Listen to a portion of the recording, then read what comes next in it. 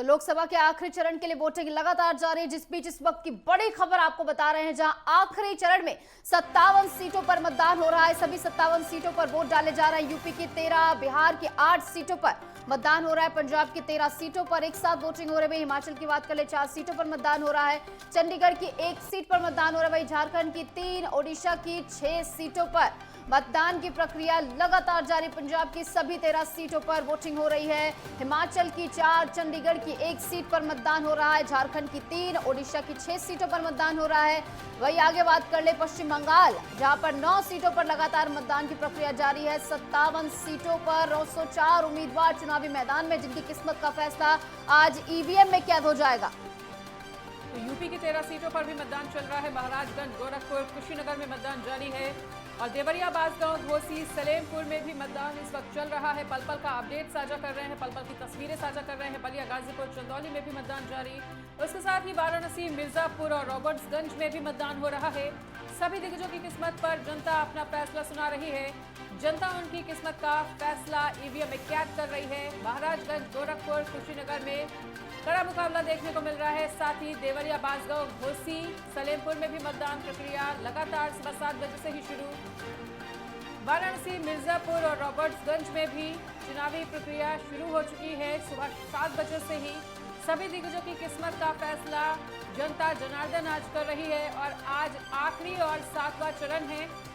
आपको बता दें कि पूर्वांचल के लिहाज से ये चरण काफी ज्यादा महत्वपूर्ण बताया जा रहा है और तमाम जो दिग्गज हैं उनकी साख भी दांव पर लगी है।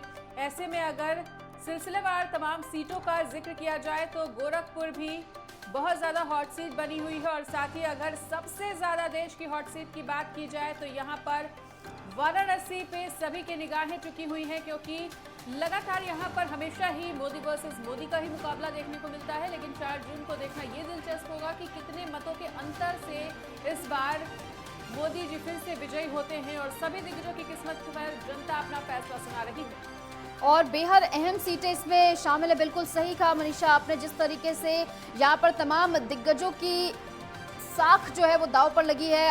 गाजीपुर से अफजाल अंसारी चुनावी मैदान में है, समाजवादी पार्टी का एक गढ़ माना जाता है। गोरखपुर, रवि किशन यहाँ से चुनावी मैदान में है। सामने काजल निषाद है जो कड़ी टक्कर इस बार देती हुई नजर आएंगी।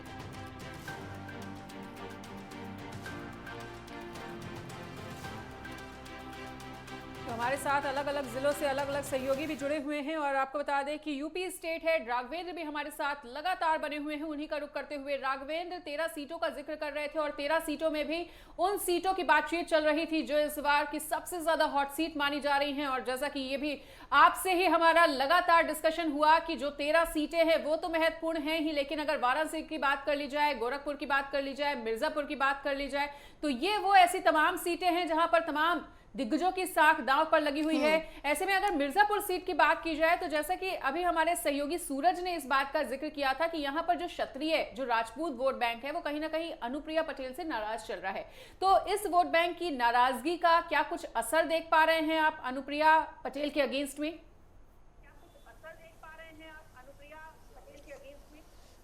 मनीषा, ऐसा देखा जाता है कि किसी बात पे, किसी नेताओं के किसी बयान को लेकर ऐसी नाराजगी सामने आ जाती है, लेकिन उस तरह की नाराजगी सामने दिखाई नहीं दे रही कि कोई ऐसी मीटिंग हुई हो या आपस में इस तरह का कोई समझौता हुआ हो कि हमें अगेंस्ट में वोटिंग करनी है। मुझे जहां तक लगता है कि भारतीय जनता पार्टी समय रहते राजा भैया की नाराजगी को दूर कर ली थी और ऐसे में राजा भैया वहां कोई इस तरह का मैसेज भी नहीं कर पाए हैं कि जो भी राजपूत मतदाता है, ठाकुर मतदाता है, वो अनुप्रिया पटेल के अगेंस्ट वोटिंग करें, क्योंकि भारतीय जनता पार्टी अच्छी तरीके से समझती थी किसी एक वर्ग के वोट को नाराज करने का मतलब जीत कभी भी हार में भी तब्दील हो सकती है। हालांकि मिर्जापुर और रॉबर्ट्सगंज जो भी 2 सीटें हैं, पिछली बार लोकसभा चुनाव में अपना दलेश अनुप्रिया पटेल की पार्टी जो एनडीए गठबंधन के हिस्सेदार है, उन्होंने उन दोनों सीटों पे जीत दर्ज की थी। वाराणसी की बात करें तो पीएम मोदी का चूंकि संसदीय क्षेत्र है और वाराणसी की जनता एक सांसद नहीं बल्कि पीएम चुनती है, और इसलिए मोदी की लोकप्रियता में आज भी उस कोई भी कमी दिखाई नहीं देती। 2014 में जिस तरह एक गुजरात मॉडल लेकर वो निकले और माँ गंगा को याद करते हुए उन्होंने कहा कि माँ गंगा ने मुझे बुलाया है, उसके बाद इस बार उन्होंने बोला कि माँ गंगा ने मुझे गोद ले लिया है। तो ऐसे में लड़ाई वहाँ पे किसी से नहीं है। इतना जरूर है कि वाराणसी में देखना ये दिलचस्प होगा कि नरेंद्र मोदी की जीत कितने ज्यादा आंकड़ों से होती है, कितने लाख के वोटों से होती है। वहीं हम बात कर रहे थे जिसमें महाराजगंज और कुशीनगर का मैंने जिक्र किया था कि दोनों जगह चुनौती तो मिल रही है, लेकिन भारतीय जनता पार्टी का पलड़ा भारी दिखाई दे रहा है। वहीं 2019 पिछले चुनाव के लोकसभा चुनाव पे नजर डालें तो ऐसा पाते हैं कि सपा बसपा का गठबंधन था, लेकिन इन 13 सीटों में सिर्फ पूर्व घोषित 2 ऐसी सीटें थी जहां पे बहुजन समाजवादी पार्टी जीत दर्ज की थी। इसके अलावा 9 सीटों पे भारतीय जनता पार्टी को जीत मिली थी और 2 सीटें जो मिर्जापुर और सोनभद्र हैं उस पे अपना दल इसको विजय हासिल हुई थी। तो ऐसे में एनडीए गठबंधन इन 13 सीटों में 11 सीटों पे जीत हासिल की थी और जो वर्तमान का इंडिया गठबंधन है वो 2 सीटों पे जीत दर्ज की थी। और इंटर इनकम्बेंसी का न होना और अयोध्या में राम मंदिर का बनना और काशी विश्वनाथ कॉरिडोर का बनना और यहाँ पे साइलेंट मतदाता जिस तरह से राम मंदिर का जिक्र करते हुए दिखाई दे रहे हैं, महिला सुरक्षा को लेकर जिक्र करते हुए दिखाई दे रहे हैं, सुशासन का जिक्र करते हुए जिस तरह से दिखाई दे रहे हैं, कहा जा सकता है कि सरकार के खिलाफ इंटर इनकम्बेंसी का न होना इस 2024 के लोकसभा चुनाव में भी भारतीय जनता पार्टी का पलड़ा बहुत भारी दिखाई दे रहा है तुलनात्मक इंडिया गठबंधन के। बिल्कुल, जिस तरीके से लगातार सियासी समीकरण बने हुए हैं, तमाम जो दिग्गज हैं वो साधने का प्रयास कर रहे हैं। खुद प्रधानमंत्री मोदी हर जगह जा रहे थे, चुनावी जनसभा को संबोधित करते नजर आ रहे थे। सूरज आपके पास आते हुए, सूरज अब क्या कुछ स्थिति देखने को मिल रही है पोलिंग बूथ्स पर? इसी के साथ सवाल ये भी कि जिस तरीके से अब समय बीतता जा रहा है, लगभग 9 बज चुके हैं और गर्मी भी बढ़ने लगी होगी, तो गर्मी को देखते हुए क्या कुछ व्यवस्थाएं पोलिंग बूथ्स पर की गई हैं?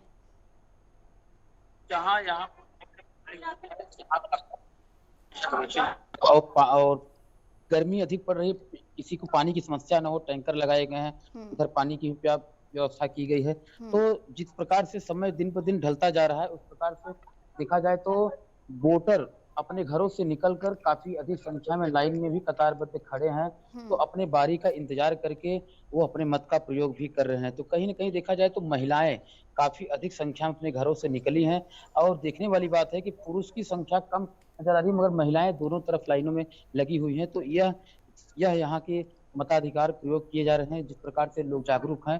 तो ऐसे में ये आध्यात्मिक दृष्टि से भी देखा जाए तो ये माँ विंध्यवासिनी का धाम क्षेत्र माना जाता है। तो वैसे यहाँ पे काफी अधिक संख्या में देखा जाए तो यहाँ ब्राह्मण भी करीब 1.5 लाख के करीब में है। तो वैसे अगर देखा जाए तो 40,000 के करीब में है, यादव अगर देखा जाए तो 1,36,000 के करीब में है। तो अगर ये जो नाराजगी है तो कहीं ना कहीं कोई नाराजगी विशेष नहीं है, मगर हाँ अनुप्रिया पटेल की 2019 में काफी अधिक वोटों से जीत दर्ज हुई थी 2 लाख के पार से, और इस बार भी कहीं कहीं वो पूर्णतः स्पष्ट है कि किसी प्रकार की कोई उन्हें समस्या नहीं है, मगर थोड़ी बहुत उनकी वोट बैंक इस बार कटेगी जरूर, यह तो है, क्योंकि कई ऐसे विकास हैं देश में है। मोदी जी ने जो है इस बार कम से कम लगभग 200 रैलियां की हुई हैं 2 महीने के छोटे से अंतराल में, ना जाने 80-90 से ज्यादा इंटरव्यू किए हुए हैं और उनका जो काम है वो पूरे भारतवर्ष में जो उसकी गारंटी है, उनका लोहा जो है पूरा भारतवर्ष और हिमाचल प्रदेश भी मानता है। तो हम जो है मोदी जी की सेना है और मुझे जो है अवश्य ही मंडी पार्लियामेंट्री का आशीर्वाद मिलेगा और मोदी जी को जो है यहाँ पर भी हम लोग 4 की 4 सीटें जो है वो मिलेगी। ध्यान करने गए हैं, विपक्ष उस पर सवाल उठा रहा है, मोदी जी ध्यान लगा रहे हैं, अभी उस पर सवाल उठा रहा है। मोदी जी जो है वो ध्यान अभी नहीं कर रहे हैं, वो जब राजनेता भी नहीं थे, जब कहीं ना कहीं पॉलिटिक्स से बिल्कुल नहीं जुड़े थे, तब भी हम लोग उनके कितने चित्र देखते हैं। यहाँ हिमालय की वादियों में वो न जाने कितने दशकों तक वो तपस्या करते रहे, वो कितने दशकों तक जो है ध्यान करते रहे। अब इन लोगों को उनके ध्यान से दिक्कत है। जो एक इंसान का जो है जीवन शैली जीने का तरीका है, वो इंसान अपनी जीवन शैली जीने का तरीका नहीं भूल सकता। अगर वो जो है ध्यान करते हैं तो करते आए हैं, अब भी करेंगे, उसमें क्या पता। 400 पार कराएगी क्या? 400 मोदी जी अवश्य ही 400 पार में 4 की 4 जो है हिमाचल की सीटें। तो मंडी से भाजपा प्रत्याशी कंगना रनौत को सुन रहे थे, जो एक बार फिर से बीजेपी की जीत का दावा करती हुई नजर आई और मंडी सीट को लेकर ईशा ठाकुर से भी लगातार चर्चा चल रही थी। तो ईशा, आपके पास आते हैं। देखिए, लगातार जिस तरह से मंडी सीट को लेकर लगातार चर्चा हो रही है और जैसा कि आपने भी बताया कि ये जो सीट है वो ना केवल प्रदेश की बल्कि पूरे देश की सबसे ज्यादा हॉट सीटों में से एक है। ऐसे में मंडी से कंगना रनौत की दावेदारी को आप कितना ज्यादा मजबूत देख पा रही हैं? यहां पर मुकाबले को अब किस तरह से समझा जाए, उनके बयान पर किस तरह से आपकी प्रतिक्रिया? चलिए, ईशा हमारे साथ नहीं है, आपके पास आते हुए राघवेंद्र, जिस तरीके से हमने देखा है कि 2014-2019 में प्रधानमंत्री मोदी के फेस पर चुनाव होता नजर आया, उनके चेहरे पर लोग वोट बरसाते हुए नजर आए हैं। इस बार के चुनाव में क्या ऐसी स्थिति देखने को मिल रही है या फिर अलग कुछ देखने को मिल रहा है? इस बार के चुनाव में आपने पूरे उत्तर प्रदेश को कवर किया है। निष्पक्ष 2014 चुनाव की बात कर लें, 2019 की चुनाव की बात कर लें, तो पीएम मोदी की यही समझदारी भी होती है कि जब चुनाव आता है तो अन्य मुद्दे से हटाकर बना विपक्ष हो जाए। और 2024 का भी लोकसभा का चुनाव मोदी विपक्ष ही दिखाई दिया। जितने भी नेता थे वो मोदी पे हमलावर होते हुए दिखाई दिए। जितने भी इंडिया गठबंधन के प्रत्याशी थे, लोकल सांसदों पे नहीं, उनके प्रत्याशियों पे नहीं, बल्कि मोदी पे, योगी पे हमलावर होते हुए दिखाई दिए। और उत्तर प्रदेश की जब बात करते हैं तो सीएम योगी को नकारा नहीं जा सकता है। जिस तरह से सुशासन पे, महिला सुरक्षा को लेकर, इंफ्रास्ट्रक्चर को लेकर उन्होंने काम किया, माफियाओं को सफाया के लिए जिस तरह से काम किया, प्रदेश में एक नया वातावरण बन पा और आम मतदाताओं का झुकाव भारतीय जनता पार्टी की तरफ से हुआ। क्योंकि गरीब के लिए जिस तरह से राशन वितरण की बात कही गई, आयुष्मान कार्ड की बात कही गई, आवास दिए गए, शौचालय दिए गए, उज्ज्वला गैस कनेक्शन दिए गए, उसका भी प्रभाव ग्रामीण अंचल से लेकर शहरों तक में दिखाई दे रहा है। तो इंडिया गठबंधन की अगर हम बात कर लें तो जिस तरह से वो मोदी पे हमलावर रहा, ये चुनाव भी 2024 चुनाव भी मोदी बनाम विपक्ष दिखाई दिया। और मोदी बार बार कहते हैं कि मोदी देश से भ्रष्टाचार मिटाना चाहता है, मोदी देश को एक नई पहचान दिलाना चाहता है, मोदी देश को विकसित करना चाहता है और मोदी महिलाओं को लखपति बनाना चाहता है। तो मोदी जिस तरह से योजनाओं की बात की, देश की सुरक्षा, आंतरिक सुरक्षा की बात कर लें, बाह्य सुरक्षा की बात कर लें, उसको लेकर जिस तरह से उनका संबोधन होता है। और इंडिया गठबंधन के जो भी नेता थे, चाहे मल्लिकार्जुन खड़गे की बात कर लें, प्रियंका गांधी वाड्रा की बात कर लें, राहुल गांधी की कर लें, या यादव की बात कर लें, या प्रदेश के अन्य हिस्सों में ओवैसी से या अन्य जो ममता बनर्जी या लालू यादव, जितने भी अन्य नेता हैं, वो भी मोदी पे हमलावर होते हुए दिखाई दिए। और मोदी इसी पिच पे चाहते भी हैं कि जब लोकसभा का चुनाव हो तो मोदी बनाम विपक्ष हो, क्योंकि आम जनता के मन में ऐसी धारणा और विश्वास है कि मोदी और योगी दो ऐसे नेता हैं जो अपने लिए नहीं बल्कि देश के नागरिकों के लिए, प्रदेश के नागरिकों के लिए काम कर रहे हैं। ये तो अपना परिवार छोड़कर आए हैं। तो ये जो भावनाएं हैं आम जनमानस की, गरीब जनता की, और शहरों में जिस तरह से मोदी के प्रति एक ये संवेदनाएं, ये भावनाएं चलती हैं, मोदी के जीत का भी एक कारण ये भी है कि जनता उनकी बातों में विश्वास करती है। अगर इंडिया गठबंधन के नेता कहते हैं कि हम लोकतंत्र बचाना चाहते हैं, प्रधानमंत्री मोदी लगातार वाराणसी में 2 दिन रहे थे, कैंपिंग धुआंधार तरीके से उनकी ओर से की गई थी। वहीं वाराणसी में रहते हुए उन्होंने तमाम पूर्वांचल की सीटों को साधा था, बिहार भी वहीं से पहुंचे थे, लेकिन इस बार ऐसा नहीं देखने को मिला। क्या ये ओवर कॉन्फिडेंस की तरह देखा जाए? नहीं निशु, ओवर कॉन्फिडेंस नहीं कर सकते, लेकिन इतना जरूर है कि मोदी अपनी जीत को लेकर आश्वस्त हैं। और अगर रैलियों की संख्या की बात कर लें तो इंडिया गठबंधन के जितने भी नेता जितनी रैलियां किए हैं, जितनी जनसभाएं की हैं, जितने नुक्कड़ सभाएं की हैं, उससे ज्यादा नरेंद्र मोदी की जनसभाएं हुई हैं, मुख्यमंत्री योगी आदित्यनाथ की जनसभाएं हुई हैं। 205 तो केवल सीएम योगी आदित्यनाथ की जनसभाएं हुई हैं, रैलियां हुई। तो ऐसे में पीएम मोदी पूरे देश में जिस तरह से चुनाव प्रचार कर रहे थे और जिस तरह भी इंडिया गठबंधन के नेता आपस में एक दूसरे दलों पे आरोप प्रत्यारोप लगा रहे थे, उस समय भी आपने देखा था कि पीएम मोदी के कार्यक्रम कभी मध्य प्रदेश में लगते थे, कभी उत्तर प्रदेश के मेरठ में लगते थे, तो कभी बिहार में लगते थे। तो उन्होंने पूरे देश को एक तरह से मथने का काम किया। और मोदी बनाम विपक्ष जो ये चुनाव कराया मोदी ने, उसी पिच पे इंडिया गठबंधन खेलता हुआ दिखाई भी दिया। और साइलेंटली इस बार का मतदाता देखिए, जब मतदाता जब साइलेंट हो जाए तो ये सीधा आशय होता है कि अगर जनता सड़कों पे नहीं तो इंटरिम कैंपेन इनकम्बेंसी नहीं है। और जब इंटर इनकम्बेंसी नहीं थी और एक तरफ राम मंदिर बना हो, 370 जिस देश में हटा हो, 335 से हटा हो, जहाँ पे एयर स्ट्राइक, सर्जिकल स्ट्राइक जैसी बातें नहीं हो, गरीबियों को योजनाओं के लिए जिस तरह से अन्न वितरण, राशन वितरण किया गया हो, तो मोदी जानते हैं कि हमें पूरा विश्वास है कि हम चुनाव जीतेंगे और इसीलिए वो पूरे देश को मरते हुए दिखाई दिए। वो अपने संसदीय क्षेत्र में भले कम समय दिए हो, लेकिन पूरे देश में उन्होंने सर्वाधिक समय देने का काम किया। ठीक है राघवेंद्र, लौटेंगे आपके पास। मिर्जापुर से सूरज हमारे साथ लगातार बने हुए हैं, उनका एक बार फिर से रुख करते हुए। तो सूरज, मिर्जापुर सीट की बात की जाए तो ये भी प्रदेश की हॉट सीटों में से एक है और जैसा कि अभी आपने भी बताया कि क्षत्रिय समाज में कहीं ना कहीं अनुप्रिया पटेल के खिलाफ एक नाराजगी की स्थिति देखने को मिल रही है, लेकिन यूपी स्टेट हेड को भी आपने सुना कि वो नाराजगी इतनी ज्यादा इफेक्टिव नहीं है कि वो अनुप्रिया पटेल के जनाधार को अफेक्ट कर सके। तो पूरे मुकाबले को किस तरह से समझा जाए, मुकाबला कितना ज्यादा दिलचस्प होता हुआ अब? जनसत्ता दल के अध्यक्ष, जिला अध्यक्ष मिर्जापुर के संजू मिश्रा ने भी समाजवादी पार्टी को सपोर्ट किया है, कहीं न कहीं पार्टी के दिशा निर्देश से ही। और यहाँ राजा विजयपुर की कोठी है, तो क्षत्रिय समाज के पदाधिकारियों द्वारा यह अपील भी की गई थी कि अनुप्रिया पटेल की इस बयानबाजी से उनकी नाराजगी और कहीं न कहीं उनको वोट न देने के लिए भी कहा गया था। तो ये है, मगर कोई खास फर्क नहीं पड़ सकता, इसलिए कि क्योंकि मुख्यमंत्री योगी आदित्यनाथ ने यही बिरोही के पास में जनसभा किए थे, क्योंकि वो क्षत्रिय समाज का गढ़ माना जाता है। तो कहीं न कहीं उनकी नाराजगी को भी खत्म करने का पूरा प्रयास किया गया, क्योंकि यहाँ मोदी जी, योगी जी और उसके बाद उप मुख्यमंत्री की रैलियां हुई और पहले 2019 की अपेक्षा से अगर देखा जाए तो काफी अधिक इस बार चुनाव प्रचार प्रसार भी किया गया है। तो कहीं न कहीं बयानबाजी, अनुप्रिया पटेल की बयानबाजी के बाद चुप्पी साधी और इस बयानबाजी के बाद दोबारा कोई पलटवार नहीं हुआ।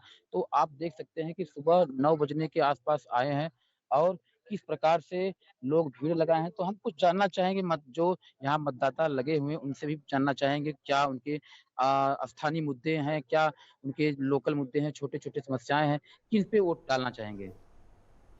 जी। जी।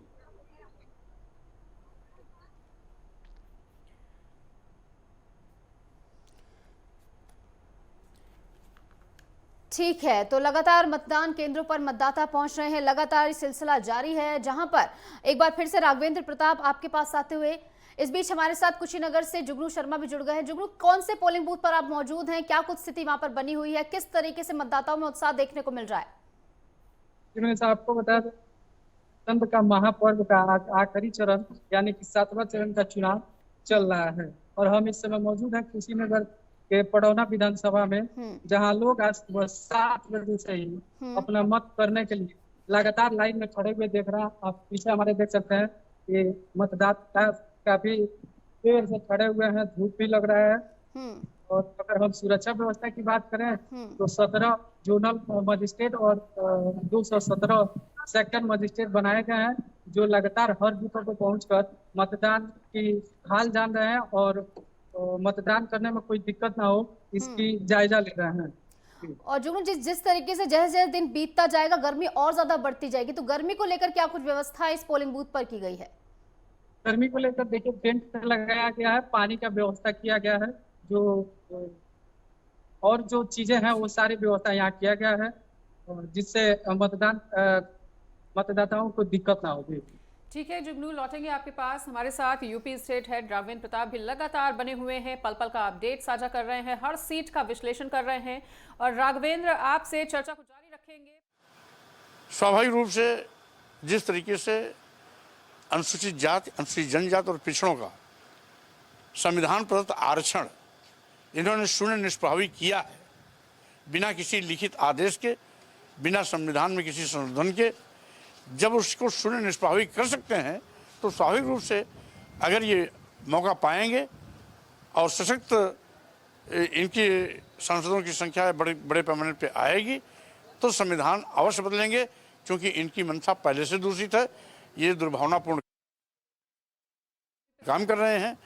ये मताधिकार का प्रयोग करने के बाद मीडिया से मुखातिब हुए, वादी मानसिकता इनकी है, तो स्वाभाविक रूप से ये है गंदी सोच के लोग कहीं न कहीं किसी भी निचले पायदान तक जा सकते हैं, संविधान भी बदल सकते हैं और देश बेच रहे हैं। तो ईस्ट इंडिया कंपनी से बदतर इनकी हालत है। ये देश का सौदा भी कर सकते हैं और लोकतंत्र को कुचल करके हिटलर शाही के रास्ते पर जा रहे हैं। स्वाभाविक रूप से इसीलिए हम सभी लोग संकल्पित हैं कि भाजपा को सत्ता में रहने का अब कोई अधिकार नहीं रह गया है। इसीलिए 2024 में भाजपा को केंद्र की सत्ता से बाहर का रास्ता दिखाना चाहिए।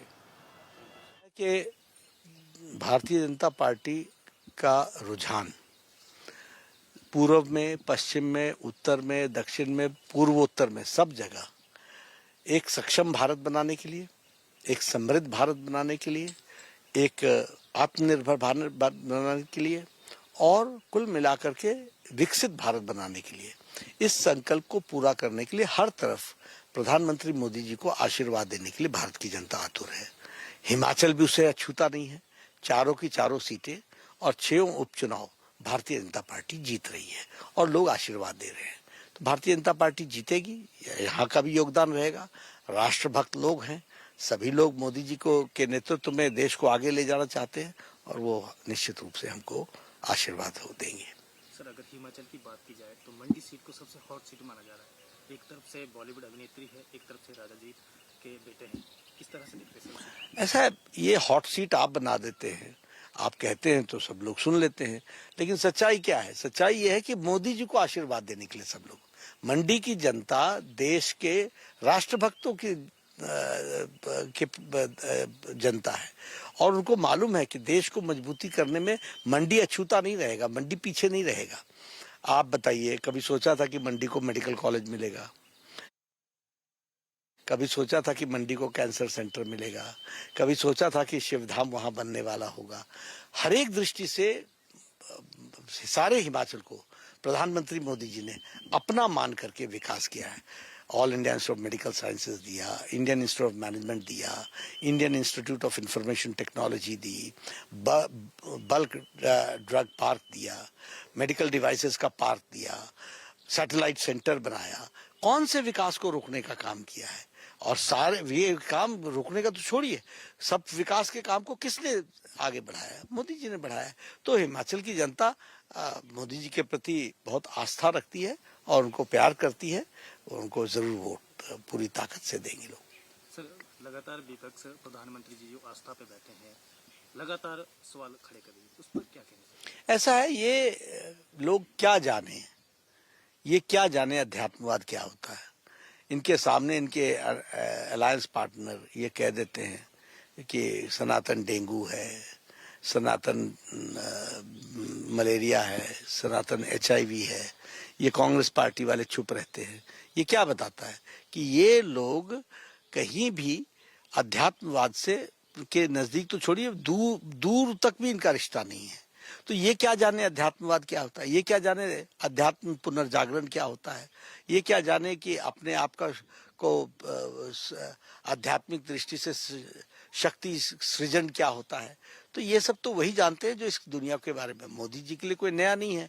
मोदी जी धार्मिक प्रवृत्ति के व्यक्ति रहे हैं और वह अपने भारत की संस्कृति के साथ जुड़े रहे हैं और उसको आगे बढ़ाने का काम उन्होंने किया है। तो और ये कोई जब भी आते हैं तो वो इस तरीके से जिस शहर में भी जाते हैं तो वहाँ के प्राचीन मंदिरों में वो ध्यान भी लगाते हैं, पूजा भी करते हैं, अर्चना भी करते हैं। इसी तरीके से चुनाव से रुखसत हुए तो अपनी धार्मिक आध्यात्मिक पुनर्जागरण के लिए उन्होंने ध्यान लगाने का काम किया है।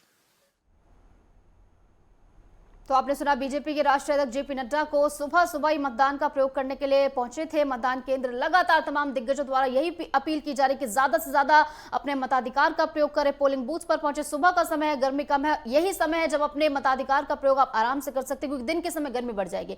फिलहाल 57 सीटों पर लगातार 904 उम्मीदवार चुनावी मैदान में और मतदान की प्रक्रिया लगातार जारी। इस बीच रुकना छोटे ब्रेक के लिए, लौटेंगे कुछ ही देर में।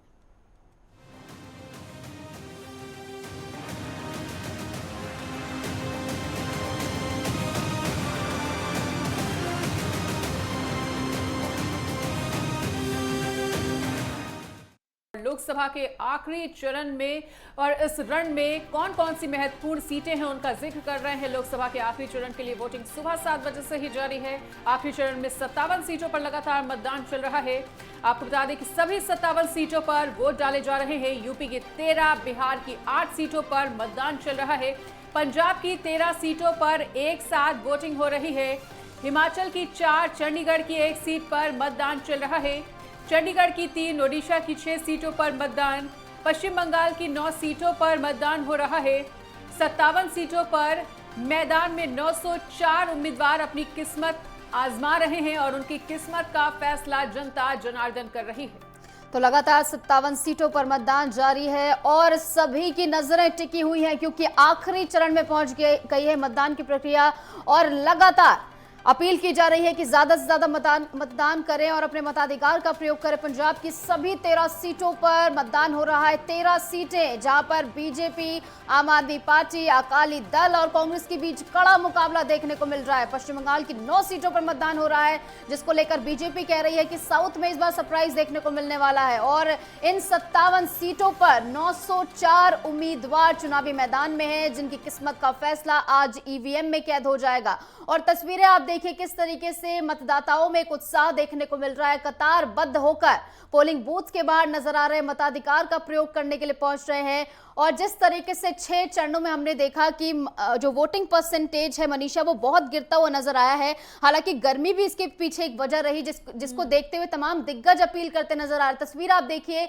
जेपी नड्डा बीजेपी के राष्ट्रीय अध्यक्ष मतदान करने के लिए पहुंचे थे, उसके बाद मीडिया से भी मुखातिब हुए और जनता से अपील करते नजर आए कि ज्यादा से ज्यादा अपने मतदान का प्रयोग करें। अपने परिवार के साथ पहुंचे थे और लगातार हम आपको तस्वीरें दिखा रहे हैं। राजनेता हो, अभिनेता हो, सभी ये अपील करते नजर आ रहे हैं कि ज्यादा से ज्यादा अपने मताधिकार का प्रयोग करें।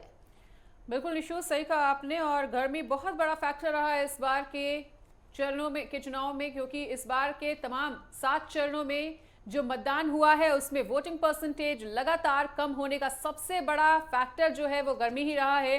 लेकिन फिर भी जितने मतदाता पहुंचे मतदान स्थल पर वो काफी ज्यादा जागरूक नजर आए, जागरूकता फैलाते हुए भी नजर आए। और ये जो तस्वीरें हम आपको दिखा रहे हैं वो जेपी नड्डा की है जो अपने परिजनों के साथ अपने मताधिकार का प्रयोग करने के लिए मतदान स्थल पर पहुंचे और उन्होंने वोटकास्ट किया। वोटकास्ट करने के बाद वो तमाम बातों का जिक्र करते हुए मीडिया के सामने भी आए और मीडिया से मुखातिब हुए।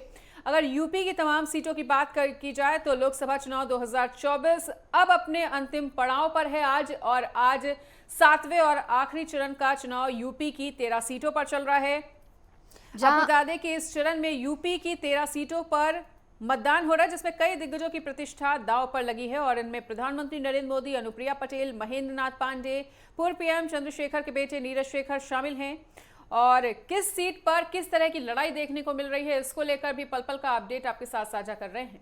और बिल्कुल मनीषा आपने सही कहा कि तमाम हॉट सीटें इस बार के चुनाव में शामिल हैं और सबसे पहले जिस सीट का नाम आ रहा है वो है वाराणसी। बार बार इस सीट का जिक्र कर रहे हैं जिसको लेकर तमाम पॉलिटिकल विश्लेषक जो हैं वो कह रहे हैं कि मोदी वर्सेस मोदी की यहाँ पर लड़ाई है। पिछली बार लगभग 5 लाख से ज्यादा वोटों से यहाँ पर एक बड़ी जीत प्रधानमंत्री मोदी ने दर्ज की थी। 2014, 2019 दोनों बार काशी की जनता ने अपने प्यार दुलार के साथ संसद भेजा प्रधानमंत्री मोदी को और एक बार फिर प्रधानमंत्री मोदी को यह उम्मीद है कि नया कीर्तिमान स्थापित कर एक बार फिर से जीत की हैट्रिक लगाएंगे। और जिस तरीके से हम लगातार बता रहे हैं कि यूपी के 13 सीटें बहुत अहम है। इस बीच हमारे साथ हमारे संवाददाता भी बने हुए हैं, कुशीनगर से जुगनू शर्मा हमारे साथ बने हुए हैं। जुगनू, क्या कुछ अपडेट पोलिंग बूथ पर देखने को मिल रहा है? कितने मतदाता यहाँ पर पहुंच रहे हैं, क्या संख्या? बिल्कुल, आपको बता दें कि 9:35 गुजरा है। अब तक कुशीनगर लोकसभा में 13.5% वोट पड़ चुका है और मतदाताओं की भीड़ देखने तो आप हमारे पीछे भी देख सकते हैं लंबी लाइन लगी है और सारे लाइट निकल रहा है। बिल्कुल जुगना, तो अहम अपडेट आप साझा कर रहे हैं। लगभग 13% मतदान अभी तक हो चुका है और 9 बजे तक का वोटिंग परसेंटेज क्या कुछ रहा इसको लेकर भी अभी कुछ ही देर में आपको अपडेट साझा करेंगे। जुगनू, हम चाहेंगे कि आपके मतदान स्थल पर अगर आप कुछ मतदाता देख पा रहे हैं तो उनसे बातचीत करिए, जानने का प्रयास करिए कि कौन कौन से चुनावी मुद्दों के साथ वो मतदान स्थल पर पहुंचे हैं।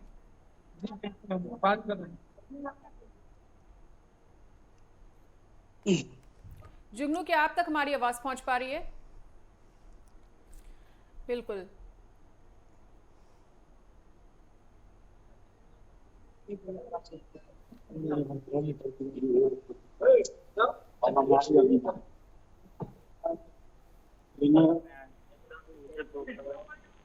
विकास का क्या विकास लग रहा है? विकास हो रहा है। क्या नाम है आपका? ठीक है, ठीक है। तो तमाम तस्वीरें दिखाते हैं कि किस तरह से तमाम दिग्गज जो हैं वो आज अपने मताधिकार का प्रयोग करते हुए नजर आए। मतदाता कितना ज्यादा जागरूक नजर आ रहे हैं और अलग अलग जिलों की अलग अलग तस्वीर भी लगातार साझा कर रहे हैं। आपको बता दें कि यूपी की 13 सीटों पर इस वक्त मतदान चल रहा है और उन तमाम दिग्गजों की ये 6 तस्वीरें आपकी टीवी स्क्रीन पर, जब तमाम दिग्गज वोट कास्ट करने के लिए पहुंचे। लालू परिवार के वोट कास्ट करते समय की ये तस्वीर, मिथुन चक्रवर्ती ने भी वोट डाला है आज। अनुराग ठाकुर भी वोट कास्ट करने के लिए पहुंचे हुए थे। चौथी तस्वीर में संजय टंडन नजर आ रहे हैं जो वोट कास्ट करने के बाद मीडिया से मुखातिब हुए।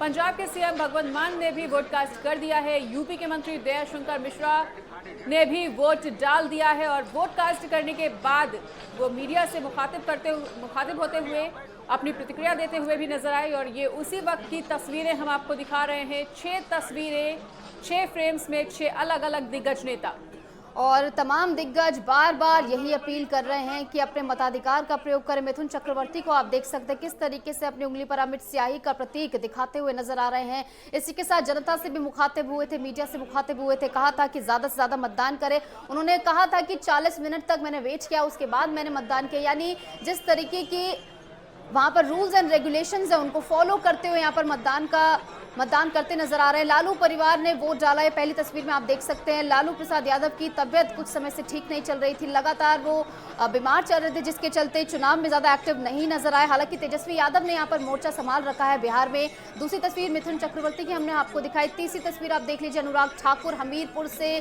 बीजेपी प्रत्याशी है, चुनावी मैदान में है, जो कि लगातार अपील कर रहे हैं कि ज्यादा से ज्यादा वोट करें। इसी के साथ जब वो मीडिया से मुखातिब हुए तो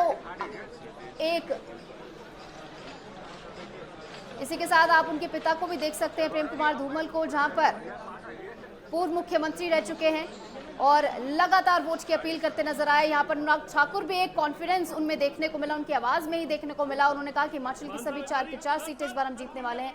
चौथी तस्वीर आप देखिए जिसमें संजय टंडन आपको नजर आ रहे हैं, जो कि वर्तमान में चंडीगढ़ में भारतीय जनता पार्टी के राज्य अध्यक्ष हैं, जो अपना वोट कास्ट करने के लिए पहुंचे। और चौथी तस्वीर आप देखिए, पंजाब के सीएम भगवंत मान अपना वोट कास्ट करने के लिए पहुंचे।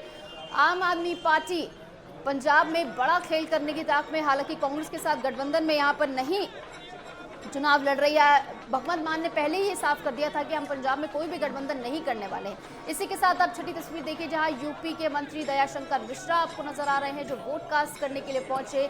और बार बार यही बात हमारी तरफ से भी अपील की जा रही है, नेटवर्क 10 की ओर से अपील की जा रही है कि ज्यादा से ज्यादा अपने मताधिकार का प्रयोग करें, क्योंकि लोकतंत्र के इस महापर्व में आपकी भागीदारी बहुत ज्यादा महत्वपूर्ण है। अपने मताधिकार का प्रयोग करने के लिए जरूर पहुंचे मतदान स्थल पर।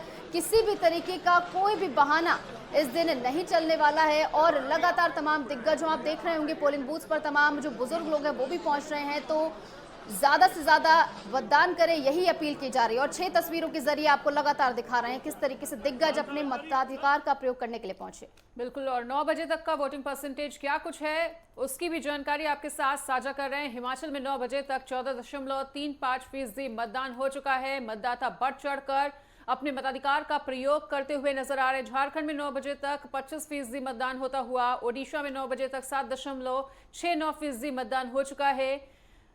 और ये तमाम वो अपडेट दे रहे हैं, वोटिंग परसेंटेज बता रहे हैं जो 9 बजे तक का आंकड़ा सामने आया है। तो 9 बजे तक के वोटिंग परसेंटेज से आपको अपडेट करा रहे हैं। चंडीगढ़ में 9 बजे तक 11% मतदान हो चुका है। और हिमाचल में अगर बात की जाए तो 9 बजे तक 14.35% मतदान हो चुका है। तमाम दिग्गजों की भी तस्वीर पल पल की साझा कर रहे हैं, जो अपना वोट कास्ट करने के लिए पहुंचे हुए थे और वोट कास्ट करने के बाद वो मीडिया से मुखातिब हुए। इस बीच आरजेडी सुप्रीमो तेजस्वी यादव अपना वोट कास्ट करने के लिए पहुंचे हैं मतदान स्थल पर, जहां पर तस्वीरें आपको दिखा रहे हैं। लगातार बिहार की सियासत में पूरा मोर्चा तेजस्वी यादव ने अपने कंधों पर लिया हुआ था और लगातार इंडी गठबंधन की ओर से यहां पर चुनाव प्रचार करते नजर आ रहे थे। 200 से ज्यादा रैलियां यहां पर करके उन्होंने एक नया रिकॉर्ड भी कायम किया और यहां पर मतदान का प्रयोग करने के लिए पहुंचे हैं, जहां पर तस्वीरें हम आपको लगातार दिखा रहे हैं।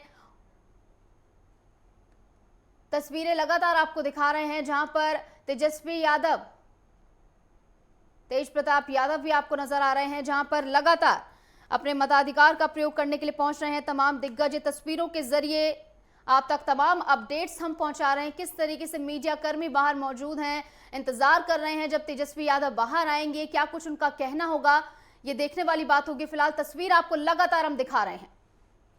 बिल्कुल, तो तस्वीरों के माध्यम से लगातार उन तमाम दिग्गजों की हम अपील भी आपको सुनवा रहे हैं कि वो जनता से अपील करते हुए नजर आए कि ज़्यादा से ज़्यादा अपने मताधिकार का प्रयोग करके लोकतंत्र के महापर्व का हिस्सा बने। जेपी नड्डा भी आज सुबह ही सबसे पहले मतदान करने के लिए पहुंच गए थे और लगातार इस स्लोगन को चरितार्थ करते हुए तमाम दिग्गज नजर आए कि पहले मतदान और उसके बाद जलपान।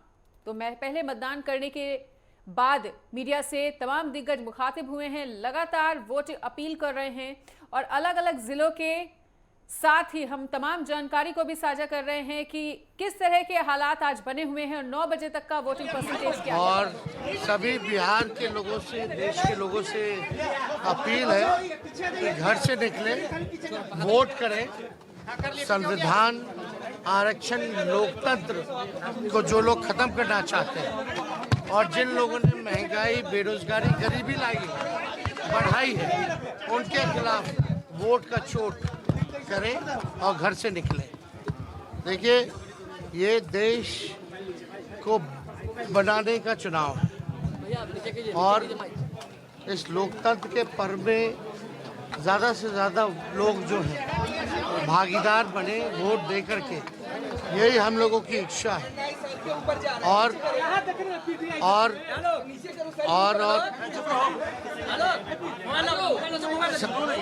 देश का संविधान, लोकतंत्र जो बाबा अम्बेडकर ने जो लिखा है, आज हम सब लोगों को मिलकर उसकी हिफाजत की घड़ी आई है और इसको हम लोगों को हिफाजत करना है, बचाना है और देश को आगे बढ़ाना है।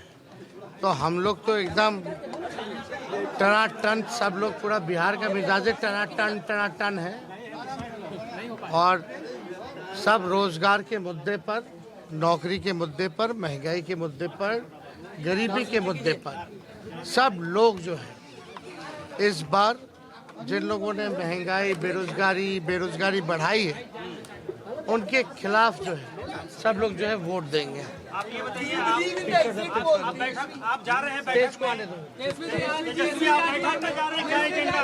आप तो बैठक में जा रहे हैं, दिल्ली बैठक में जा रहे हैं, क्या एजेंडा है? बैठक में जा रहे हैं तेजस्वी जी। देखिए, वो तो आज बैठक 3 बजे से है। बैठक के बाद जो है हम लोग उस पर जरूर आप लोगों को बताएंगे कि क्या बात है।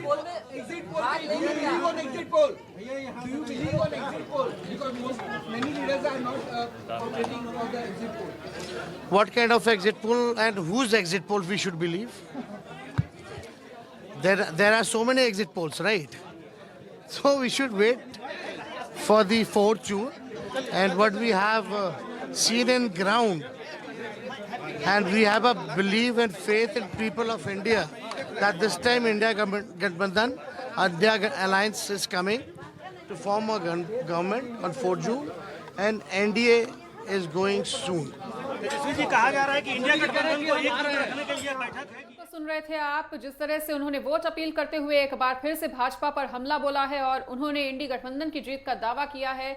लगातार वो इस बात को कहते हुए नजर आए कि वोट की चोट करके इस बार वो बीजेपी को दिखा देंगे कि जनता जनार्दन की शक्ति में कितनी ज्यादा ताकत है और जनता जनार्दन तमाम दिग्गजों की किस्मत का फैसला ले रही है। और लगातार तमाम दिग्गजों की तस्वीरें हम आपको दिखा रहे हैं जो आज वोट कास्ट करने के लिए पहुंचे हुए हैं। तमाम दिग्गजों की साथ चुपचाप हो गया।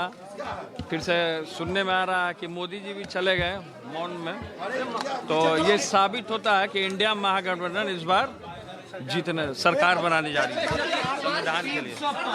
300 पार होने जा रहा है, 300 पार।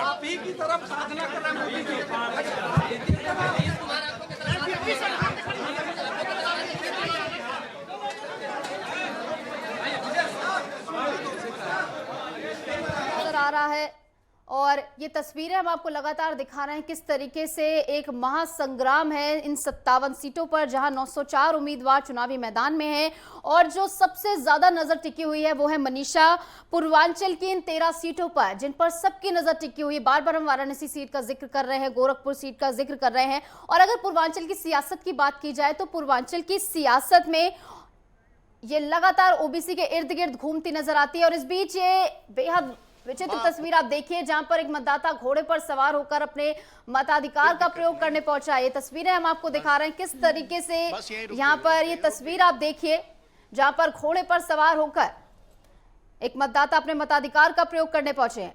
लोगों में मतदान के प्रति जागरूकता पैदा हो, इसलिए हम अपने घोड़े से मतदान के लिए आते हैं।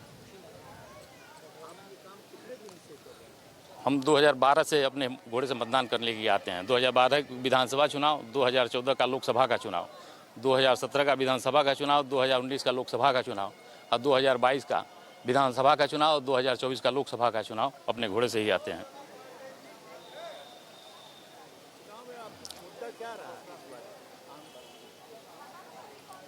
विकास का मुद्दा रहा। के साथ ही ये विशेष वोटर पहुंचे हुए हैं अपने घोड़े के साथ, जागरूक करने का प्रयास कर रहे हैं। 8 राज्यों की 57 सीटों पर मतदान जारी है। ऐसे में बिहार में 9 बजे तक 10.58% मतदान हो चुका है। चंडीगढ़ में 9 बजे तक 11.64% मतदान होता हुआ, हिमाचल में 9 बजे तक 14.35% मतदान हो चुका है। झारखंड की बात की जाए तो 12.15% मतदान होता हुआ, ओडिशा में 7.69% वोटिंग हो चुकी है। पंजाब की बात की जाए तो यहाँ पर 9.64% वोटिंग, उत्तर प्रदेश में 9 बजे तक 12.94% मतदान, पश्चिम बंगाल में 12.63% मतदान हो चुका है। 8 राज्यों की 57 सीटों पर मतदान की पल पल की तस्वीर आपके साथ साझा कर रहे हैं और 9 बजे तक के वोटिंग परसेंटेज से भी आपको अपडेट करा रहे हैं। लगातार ये वोटिंग परसेंटेज से आपको रूबरू कराते हुए किस तरीके से लगातार मताधिकार का प्रयोग करने के लिए तमाम मतदाता पहुंच रहे हैं। वोटिंग परसेंटेज आपको बता रहे हैं लगातार उड़ीसा में 9 बजे तक 7.69% मतदान हुआ है। वहीं पंजाब की बात कर ले सभी 13 सीटों पर 9.64% मतदान हो चुका है। उत्तर प्रदेश में 12.94% मतदान हो चुका है। 9 बजे तक का ये वोटिंग परसेंटेज हम आपको बता रहे हैं। वहीं उत्तर प्रदेश की 13 सीटों का वोटिंग परसेंटेज भी आपको बता देते हैं। बलिया में 9 बजे तक 13.42% मतदान हुआ है। बांसगांव में 10.37% मतदान हुआ है। चंदौली की बात कर लें 14.34% मतदान हुआ है। देवरिया में 13.74% मतदान हो गया है। गाजीपुर में 13.32% मतदान हुआ है और घोसी में 10.32% मतदान देखने को मिला है। गोरखपुर की बात कर ले 12.99% मतदान देखने को मिल रहा है। कुशीनगर में थोड़ा ज्यादा 13.50% मतदान। महाराजगंज में 14.44% मतदान पूरा हो चुका है। मिर्जापुर की बात कर ले 14.93% मतदान हो चुका है। रॉबर्ट्सगंज में 10.74% मतदान प्रतिशत सामने आया है। सलेमपुर में 13.39% मतदान देखने को मिला है। वाराणसी में 12.66% मतदान हो चुका है और यूपी में 13 सीटों पर मतदान लगातार जारी है।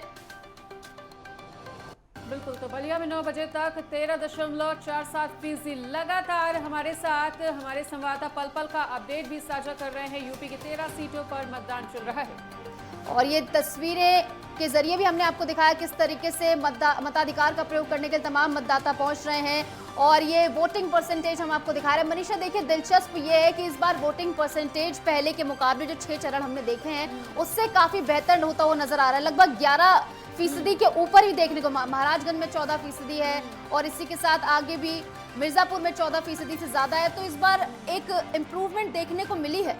बिल्कुल निशु, कहा जा सकता है कि ये जो आंकड़े हैं, अगर 9 बजे तक इतना मतदान हो चुका है तो कहीं ना कहीं एक संतोषजनक स्थिति जरूर बनी हुई है और ये एक अच्छा संकेत है कि शाम तक और भी ज्यादा वोटिंग परसेंटेज इंप्रूव होगा, क्योंकि लोकतंत्र के महापर्व का हिस्सा बनकर जनता जनार्दन को अपनी शक्ति का प्रदर्शन करना है।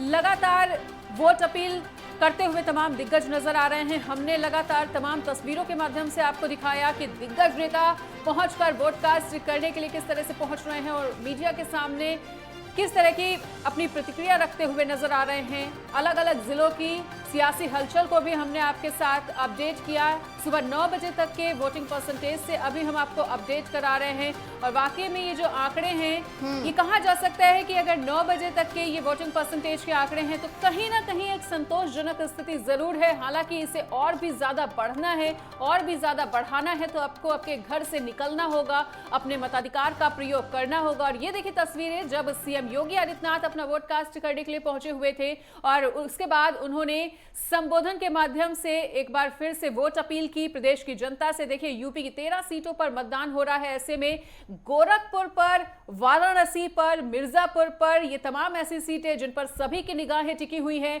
ऐसे में देखना वाकई में दिलचस्प होगा कि आज जनता जनार्दन सबकी किस्मत का फैसला ईवीएम में कैद करके किस तरह से करती है। और सभी को इंतजार 4 जून का, जब तमाम दिग्गजों की किस्मत का फैसला सुनाया जाएगा।